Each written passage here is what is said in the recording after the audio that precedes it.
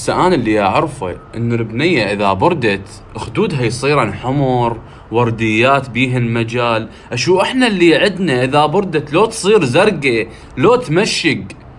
شوفوا طبعا احنا بالبيت كلش ما نحب البيبسي ولا نطيقه، بس مرات نجيبه ويا البيتزا ويا اللحم بعجين ويا الكباب ويا النواشف.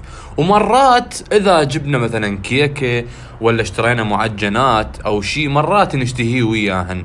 واذا مثلا امي سوت فاصولية او بامية او سمك هيك مرات نشتهيه وياهن. ولا غير هيجي لا ابد ما نطببه للبيت لانه مضر بالصحة.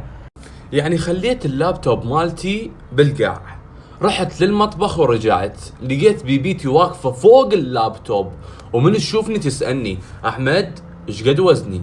وزنك 500 دولار بيبي. يمكن لو الله خالقني علبة مال حلويات بمحل راقي بفرنسا هم راح يجي واحد عراقي يشتريني ويدزني هدية لأهله بالعراق.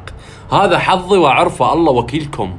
تلعب ببجي بالعراق البنك 900 لو تعالج لو تنشل ما ينزل شوية تلوت الحياة تلقى نفسك بالسكول 40 طلقة بخصم وبالنهاية طلع مقتول اطب لليوتيوب واعلى دقة الفيديوهات يرد علي الراوتر انت وين لقيت هالكلاوات؟